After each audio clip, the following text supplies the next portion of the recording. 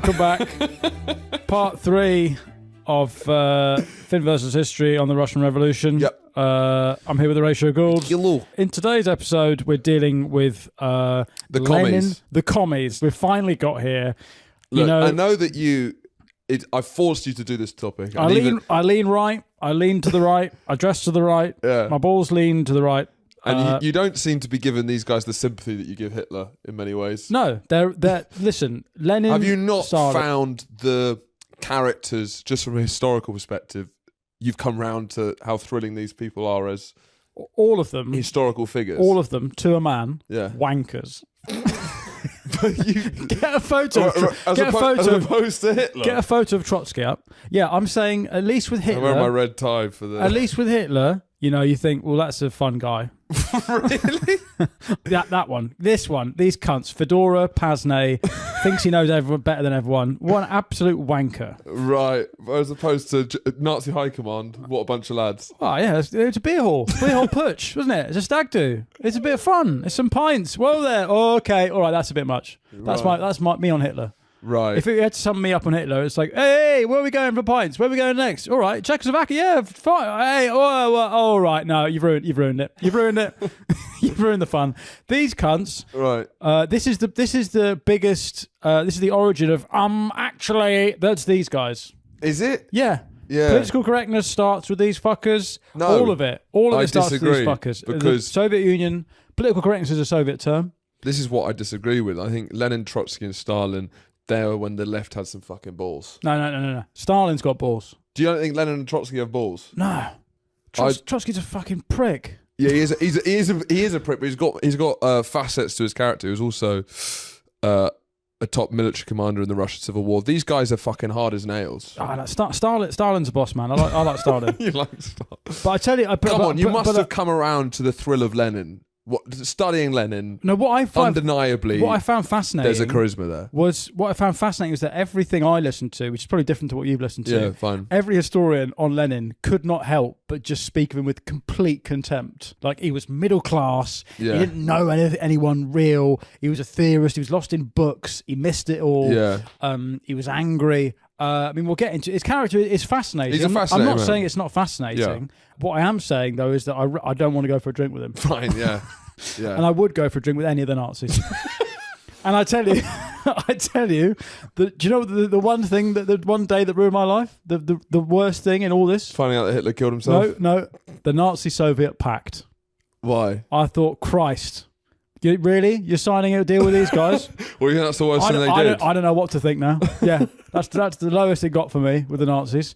I mean, what do you mean you're friends with these cunts? Yeah. We're going drinking and then going and laughing about how much these are boring pricks. Right. That's what I thought. But I feel like this form of leftism, where they're so disciplined and violent. They're not disciplined though. They take over a whole country with a tiny minority. Yeah, but it wasn't just from fucking about. No, but the country has collapsed like a pudding. And they're the only people who are there to take it when there's a million other factions. But if there's a pudding on the floor, you just need 3 spoons and you've got a pudding. Yeah, but how many spoons are there in the country of Russia? They're all fucking running around fucking each other like mad pigs. Yeah. We've just done an episode on some guy with a huge dick that they've pickled because he was fucking the country's an absolute mess. But I'm saying that this is so far from the kind of the kind of cuck liberal woke leftism of today. These guys are fucking insane. I mean, they are, but also what this starts is the whole left-wing people arguing about who's the most pure. Because these guys are not like tell me your pronouns. It's not like, winners medals for all. It's more like I'm going to kill everyone who doesn't hoist a red flag. Yeah, but they're everyone who doesn't have the right pronouns. They're killing. Right. And the pronoun guys would be nothing without these cunts. Sure. So from my and that's what makes this such a historic event, right? Is that it's the beginning of all this sort of stuff. It's the beginning of pronouns. Right. Pronouns don't exist before Lenin comes in. So listen, it's been a loose start, but I stand by everything I said. I'd rather go for a beer with any of the Nazis than these fuckers. But we're in the middle of the Russian Revolution. In the last episode, we did Rasputin. The Tsarist regime has crumbled. Yep. Now, we haven't touched on at all. We're going to go back again because that's the problem with this topic, or what is kind of thrilling about it, is that there is so much going on, but very little of it connects till the very end of the story. Right. And there's this kind of maelstrom of different characters who are separated. And they're kind of all hurtling towards... They're all hurtling towards this destiny, this horrible destiny of pronouns and blue hair. So, Lenin, who is he? Why does he look like that? What's wrong with his head? They do all look... Trotsky and Lenin do look kind of fucked. They're the worst people you met at uni. Yeah. Trotsky in particular. I went to Bristol Uni. Yeah, you met a lot of Trotskys. I've been cornered by Trotsky in the kitchen with his pince-nez telling me that I'm wrong about something. I don't want anything to do with it. God, Trotsky's a wanker. There's so many people I went to uni with who I would like to see dead on a desk in Mexico with an ice pick to their head. So in 1870 in Srebrenica... But sorry, I will just say, before you get going, I will just say that this is... The story of these three commies is fascinating. Yeah. And the different relationships, how they kind of flow and change. And but how also the different skill sets. Yes. And how they all have different gifts and how what ends up coming up on top. And they're all truly different personalities. Yeah. But it's also... So like the February Revolution was... kind of an inevitable populist uprising. The pudding fell off the counter. Yeah, but that was inevitably going to happen. There was kind of no way that they could maintain the Tsarist autocratic regime. October, the communist revolution, was no means inevitable. No, not at all. It could have. And what's amazing about 1917 as a year is that there's so many different options that Russia could have been. And it keeps flitting who's on top. Yes, that is true. And there's so many different people trying to make Russia something else. And it's just, I don't know if it's just pure coincidence that three people with this much, I don't know, drive, talent, charisma politically were all on the one side. Yeah. Like, is it just a coincidence that this specific minority within socialism ends up being the dominant force in Russia for the next 80 years? So before we get to 1917, though, we are going to start with the story of Lenin. Now, Lenin is born in 1870. His real name is Vladimir Ilyich Ulyanov. Would you like to place this for the dum-dums, 1870? 1870, so 1870... We must remember everyone listening is very, very fat and thick. Yeah, so it's before... We can't forget that our listeners are there. Yeah. Right, so 1870 is before Jack the Ripper hit Mary Jane Kelly for 6. Okay. And it's after the cricket was invented and the first 6 was hit. So it's after 6s are a thing. Yeah. It's before Jack the Ripper starts smashing women over cow corner, reverse ramping Mary Jane Kelly.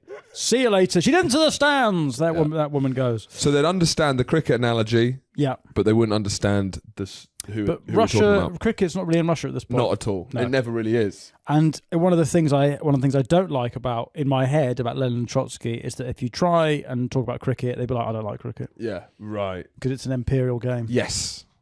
They do like playing? To put a lot of water on fun fires. Yeah, yeah, that's what I mean. Yeah. They're the fun police. Yeah. They're the original fun police. Yeah. But there's something quite Protestant about that, don't you think? Well, they're nihilists. Right. They're not Lutherans at all, are they?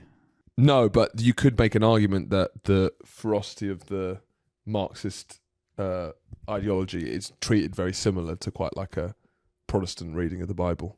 I guess Protestants still at the end of the day have something to live for, though, don't they? Right. Yeah, I guess so. So listen, right, he's born, as you say, Vladimir Ilyich Ulyanov, April the 22nd, 2 days after Hitler's birthday. If you're interested, but not in that year. Hitler was not yet born. Lenin was older than Hitler. Mm-hmm. Hitler's more of a fun guy because he's younger, I guess. Sure. He's son of a liberal civil servant, quite like upper middle class for Russia, I guess, which means his dad is a school inspector, which I don't know if I'd consider that upper middle class, but I think in the state that's of things, him, Ilya Ulyanov. And then his older brother, who we touched on, Alexander, nicknamed Sasha, is executed for attempting to assassinate Tsar Alexander III, which I don't think he was meant to be the man of the house because his dad dies quite young. I think. I think it's quite a. They had quite a big garden. Yeah. They were like, they're living better than most Russians. Yes. And they love their books. Yes. He's a bookish cunt. Very much so. They're always at Waterstones. He loves his mum. Mama. Yeah. Mama. He loves his mummy, and his dad dies suddenly, and then his brother gets banged up. Again, no, he gets assassinated. He gets killed, executed. That's the word. I think he gets executed maybe in St. Petersburg or one of the major cities. And they like, do you want to come watch? They're like, do you want to come watch your brother being hanged? Yeah. And this is like the first they've heard of it. They're like, why? Yeah. Why are you hanging him? Oh, because he tried to kill the Tsar. Yeah. What? Yeah. Sasha? But this is Goody Boy. So they're finding out that a sex tape's been leaked. Yeah. Of your like good son in a Berlin sex club. What? He doesn't. Yeah, like just Charlie's mum. Yeah. Basically finding out where Charlie's been. Yeah. No, not Charlie. No. Well, no, Charlie's been sexually blackmailed, and the punishment, because he hasn't paid up, is they're going to send links to all his family of him wanking into webcam. It's kind of that. My Charlie wouldn't do that. And then you click on the link. My God. My Charlie, who loves a cream bun. Charlie loves a cream bun. A lot more than a cream bun. You don't know what a cream bun is, love. Here you go. What is a cream bun? You want to see a fucking cream bun? Is that when you come in your own arse? What's going on? That's when you come in your own arse, yeah. Is it? Cream bun. Yeah. So, basically, to go to... Sorry, Charlie, what noise are you making when you make a cream bun? Okay. It hurts at the start and then it's good. Right.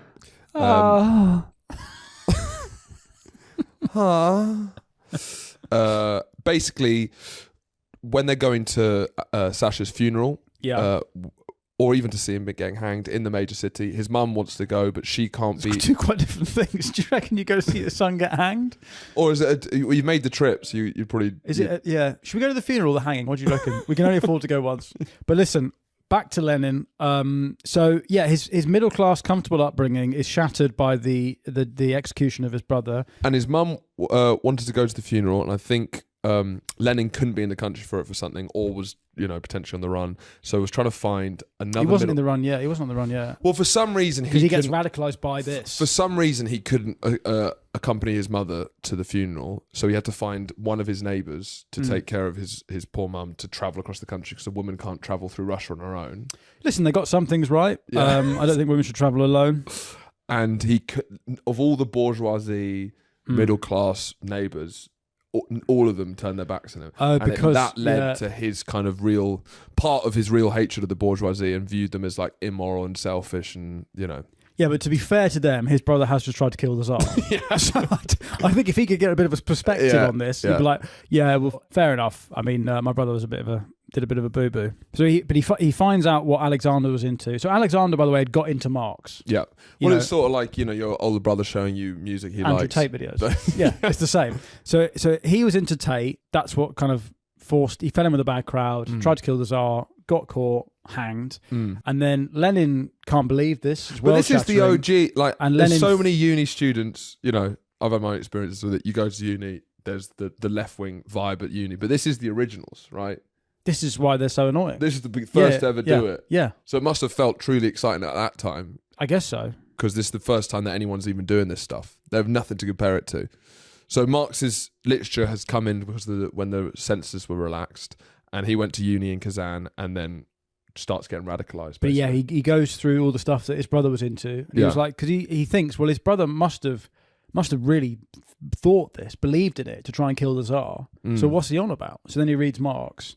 He starts forming an underground socialist cells among industrial workers, is arrested in 1895, imprisoned, then exiled to Siberia for 3 years. Now, this is a big, important part of like your, credentials. This is your stripes, right? Yeah. Going to Siberia. Yeah, it's kind of like doing jail time in a way. If you get sent to Siberia, it shows that you've got some legitimacy. Yeah, but also so all of these guys want to get sent to Siberia for a little bit. But Siberia's not actually that bad. Seemingly not, because this is just exile. It's not gulag. Yeah, you just go to a place where there's loads of space and you can like read. I think he does lots of writing and reading. He's always writing and reading. Now I must say, when he was born, by the way, this is a fun fact. When he was born, his head was so much bigger than it should have been. Really? Yeah. The midwife. He's a megamind. Yeah, he's one of yours. Megamind. This is Lenin when he's born. Yeah. So the midwife said that he will either be very intelligent or very stupid. Which is quite an astute point. Which in a way, he's both, isn't he? Right. Do you not think? I guess so. Well, how's he stupid? Well, he's like overeducated and doesn't know what... It's so much so. He doesn't know that anyone wants or needs. Right, yeah. He thinks that, I'll just abolish money. That's what everyone needs. So he's in Siberia, which isn't that bad. No. And then he launches a paper called Iskra, Right.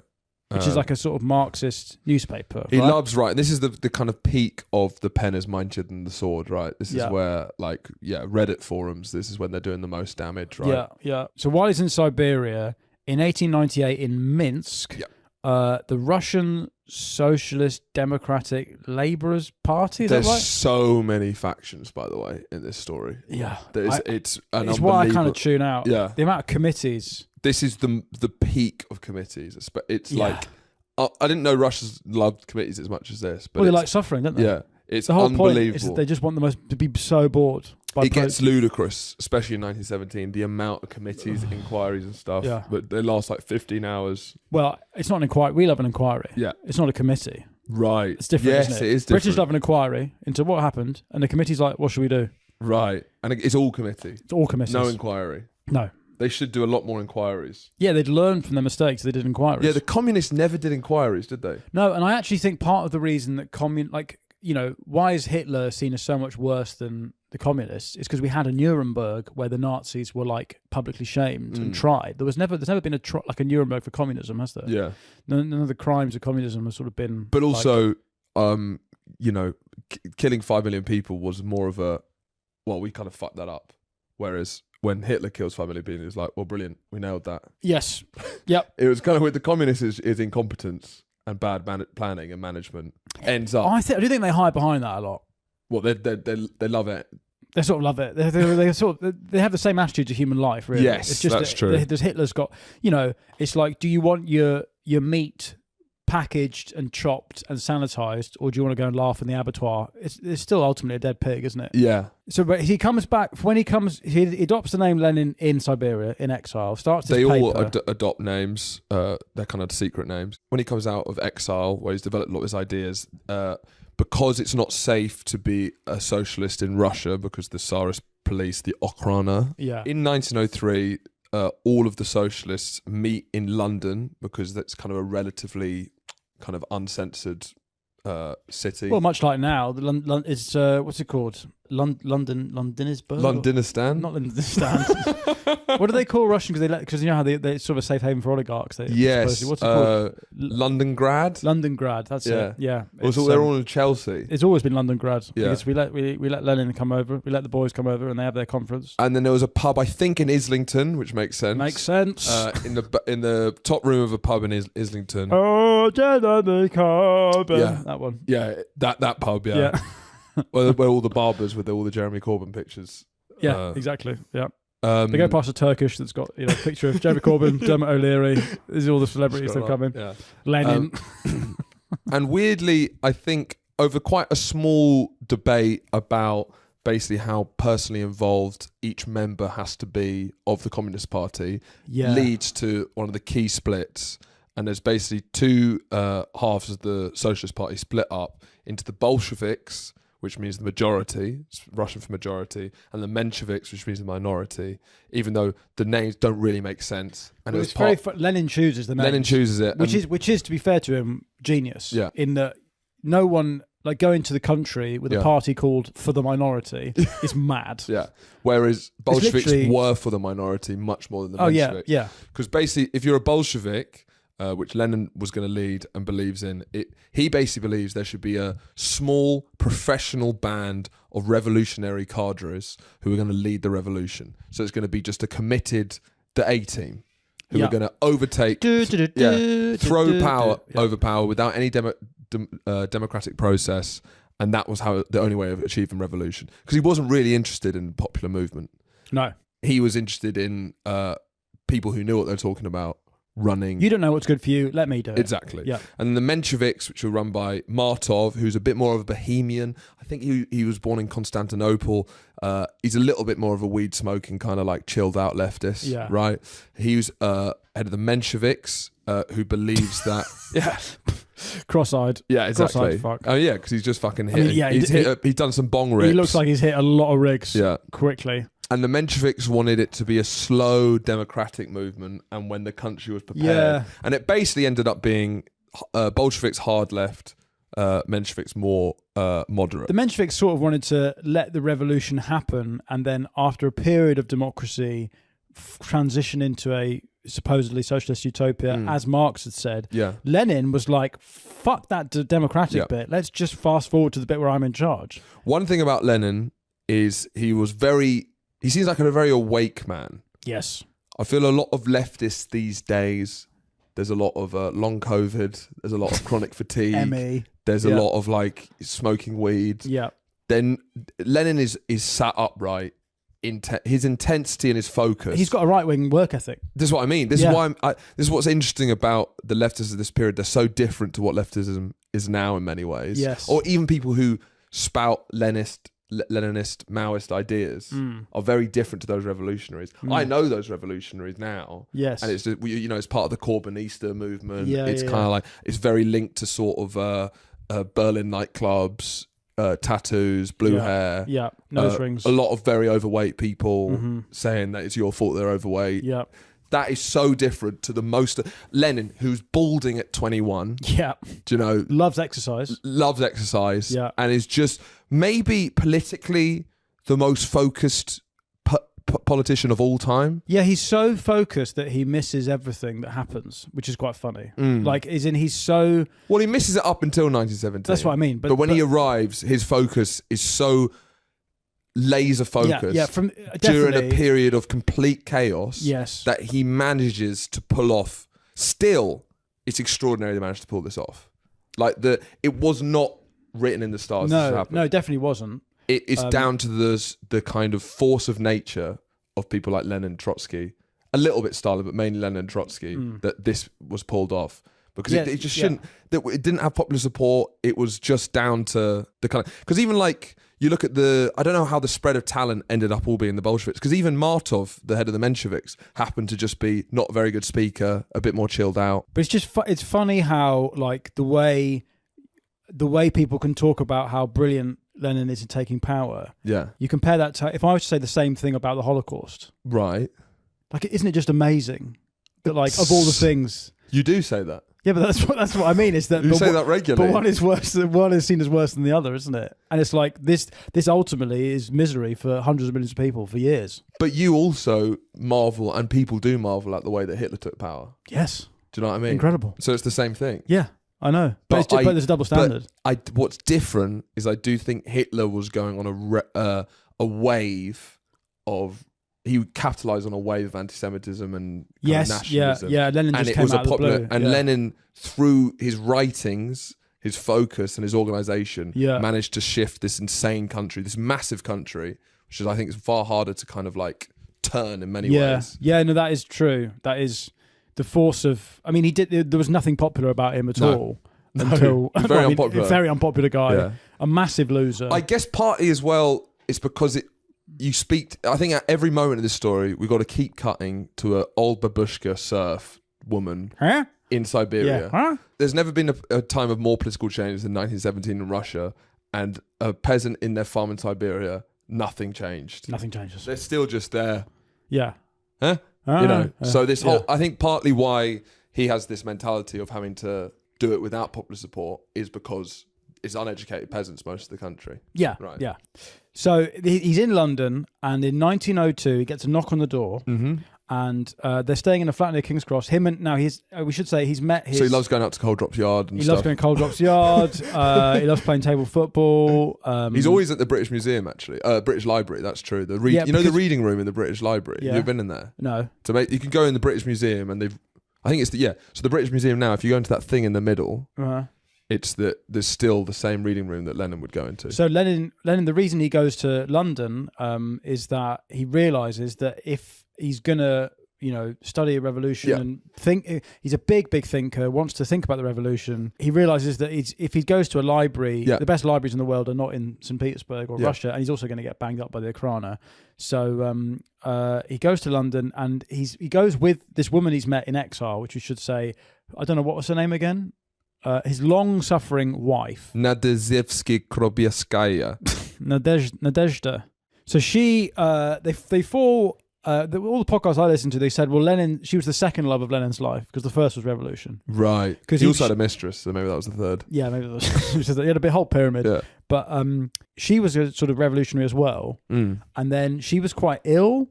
but never really took care of herself because she was just like washing Lenin's pants. Right. Because Lenin just didn't give a fuck. He just was all in on revolution.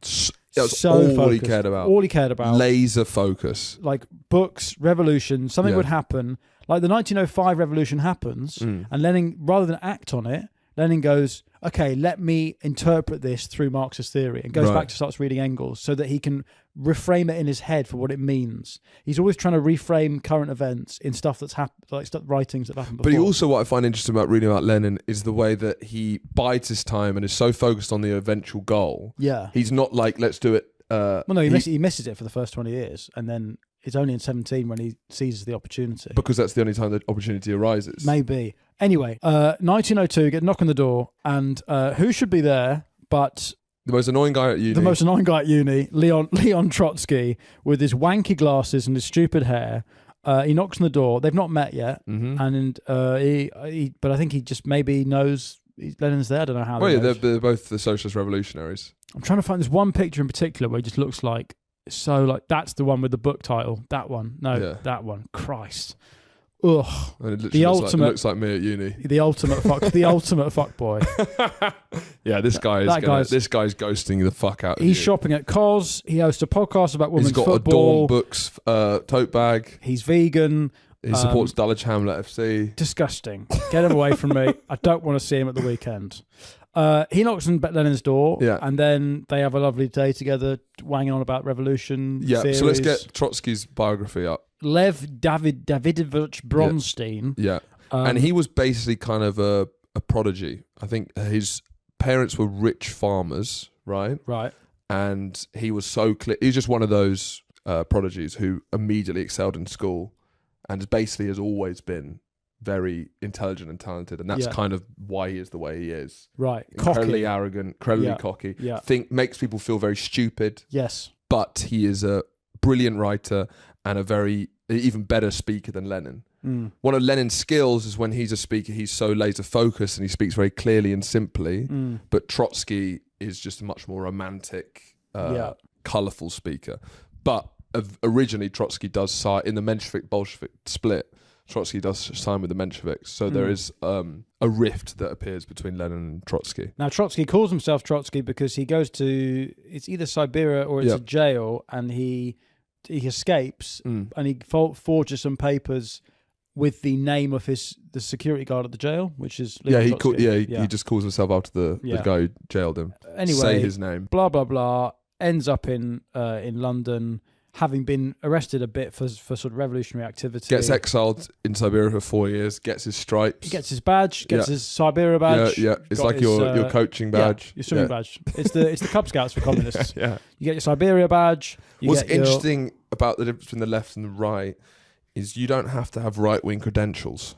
No. And there's still very much a form of left-wing politics today. And one of the big flaws, I think, in the leftist movement is that you constantly have to prove yourself. Yeah. And everyone is doubting everyone of not being a leftist. Ironically, it's very, very uninclusive. It's very uninclusive. Well, you just have to prove that you really are a leftist. Not anyone can just say, but with the right, if you're a fascist, people believe you. All right.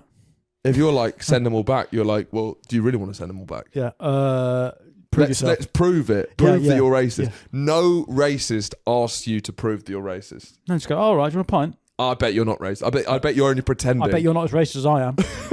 I'm really racist. That never happened. He's not a real racist. No. Cut him out. No, Cut him he's out. not. No. He's a fake racist. Yeah, he's not really racist like we are. We're the pure racists. It is much more inclusive fascism. Yeah, ironically. Yeah. Well, only if you're... Well, to the right to the right kind of person. Anyway, he's in London and he meets Lenin in London, 1902. They have a lovely day out. They go see London Eye, Big Ben. They do the aquarium. Well, they are that. like Lennon and McCartney, aren't they? Yeah, they are. Lennon and McCartney. Trotsky is definitely Lenin. Lennon. Do you think? Yeah, the much more flamboyant, pretentious. Yes. Yeah. Superior. Yeah, and cocky. you're right in that. Like you watch Get Back. Yeah. And McCartney is pulling stuff out of the fucking air, and if he's not getting the band together, that's not happening. He's the and motor, McCartney. I'm a big McCartney guy. I'm saying love Macca. Yeah. Yeah, because he's not as, it's not as flowery the language, but he's the motor. He's what really drives it. He's fascist, I reckon. McCartney's fascist. Yeah. No, Wings is fascist. What I love Wings. I love are Wings. great. The band the Beatles could have been. So yeah, like most of the revolutionaries, they're sort of in exile around Europe. A lot of them end up in Switzerland because they like going for nice long walks. They like the chocolate, and then they're just they're getting news in from Russia, and they're sort of waiting for the spark of revolution. So when 1905 happens, when the Bloody Sunday happens, Lenin immediately gets on a train, goes straight to Russia, hopes that, and just keeps writing pamphlets trying to urge a violent uprising. Yeah. And then the revolution fizzles out, and he once again flees back to Switzerland. Yeah, because the Krana cracked down, and he goes back to Switzerland, goes back to the Alps. Keeps writing. During this quiet period, Lenin writes some of his most important works, Materialism and Empire Criticism. So he loves writing. Yeah, he loves writing pamphlets. I mean, I find like, I procrastinate so much, and I find stand-up writing so hard to sit down. I do wish I had some of this focus. Lenin. Just being able to... Because he seems like he just sits down and he just writes for 5-6 hours. He's never looking at his phone. Like, he just doesn't seem to procrastinate ever. Who's the Lenin of stand-up? Exactly. I don't know. It's not very Leninist mindset. No, it's not. Who's that focused? Maybe like... Acaster? Yeah, I guess so. Just cranking out intricately constructed hours. Yeah. Anyway, the point is, London conference, there's a big split between Bolsheviks and Mensheviks. Yep. And who should side with the Bolsheviks but another young man, one of the great men of Russian history. The maddest cunt of the lot. Yeah. Joseph Stalin. Now, Joseph Stalin is a Georgian. Very different. Very to Trotsky different. And this is Lenin. why maybe... And very different to a lot of other Bolsheviks. It's maybe why I like him more. Sure. In that he's not the wanker cornering you in a kitchen telling you what to do because he's killed you already. He's an alpha. Yeah, he's an alpha. He's a terrifying alpha Chad. So, and he's also the fit one of the three. Yes, definitely. The best looking. Yeah. And Stalin is born a peasant. It looks like Zayn Malik. Yeah. From One Direction. Born a peasant and... born a Georgian peasant, so right on the fringes of the Russian Empire in the Caucasus region. And like, similar to Rasputin in many ways, if you're out on the fringes, there's not much to do apart from join the church. Mm-hmm. So he becomes like a priest. Then he hates the religion. Goes to religious university, but finds like Marx's texts, right? And becomes radicalized through that, and then starts joining a lot of socialist movements, like Georgian socialist movements. And what he's very good at is organizing underground work, because a lot of what the socialists have to do, because they're trying to avoid the secret police, is they have to be quite effective in the shadows. And because he's basically a Georgian crook, he is built to move in the shadows, right? So he's a sort of petty criminal who gets attracted to Marxism. Yeah. Charlie's just found out that he had he had a hobby of drawing nudes. Yeah. Is that right? Yeah, this is a special exhibition of his. Stalin liked to doodle and apparently deface male nudes. Oh, he defaced them. He liked to deface male nudes. Well, he liked to draw draw a big willy over Palmer's face. Well, draw a willy on a willy? Make the willies bigger? He wrote humorous comments on them. There are 19 in total. Where? Well, he'd write comments on nudes. Photos. Yeah, people would bring him nudes and then he'd Wait, write, scroll that up. That first one's funny. Fuck your mum's ass. A man should work, not masturbation. Time to reforge this, J. Stalin. Well, now we're going through someone's private stuff, which we shouldn't be seeing. That's not. This is public fare. Come on. It's not for public consumption. This is a man's private collection. He's got. There's a picture of a naked man standing over a naked collapsed woman. And what's the quote again? Read that. Fool. Completely forgot what to do, J. Stalin. So he's like, he hasn't fucked the sleep woman. Now, look, if you go through some of my, private... If you go on my Google Docs, some of the stuff I've written... Yeah. This one, he's written, you need to work, not wank. Time for re-education. Now show the image. What's the image? Explain the image, Charlie. It's a guy. It's a guy wanking. I didn't know this lighter side to Stalin. So Stalin's a sort of petty crook, and he gets attracted to the Marxists. And then the reason that this is kind of the final piece of the puzzle, if it is the Beatles, he's actually Ringo. He's Ringo, is he? He's Ringo because he's unsung. He's in the background, and he's the thick one of the three. Yeah, he's the thick one of the three. No one takes him seriously, but he is keeping the whole thing together. He's the drum. He's the rhythm section. Yeah, he's the rhythm section. It doesn't work without Ringo. Stalin's doing like Yellow Submarine, Octopus's Garden. Counterfactual if Ringo ended up having the most successful solo career.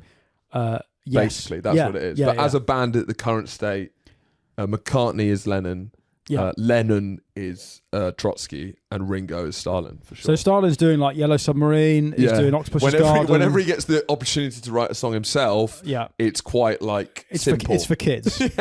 My kids love Octopus's Garden. Yeah, of course. They won't stop singing it. They love it. But when I was a kid, I loved Stalin, so it's exactly. it's for kids. Yeah. So Stalin, the key with him is that he actually does things. Lenin, in this point, is all writing, it's thinking, it's theorizing. He's a doer. Stalin fucking gets on with it. He's like, what do you need? You need money. He's also truly, and more than the other two, even though there's a lot of blood on their hands, he's psychologically truly a sociopath. Yeah, he loves killing people. Like he actually loves is. It. He fucking loves it. I mean, I think a lot of people in power can end up killing lots of people, but Stalin could do that with his bare hands as well. Yeah, yeah. Like, for example, to impress a girl once, he said, check this out. There was a calf on like this little island in a river. A baby cow. Baby cow. Yeah. And he swam out there and said, check this out. Broke all the calf's legs. To impress her. Did it work? No. But he thought that would be like, oh, wow. So like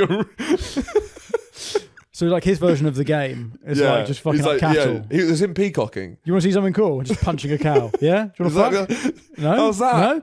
Snapping a helpless baby calf. It's kind of similar to like, in Taxi Driver when he takes her to the porn theatre. Oh, yeah. That's kind of what he was like with women. Right. Yeah.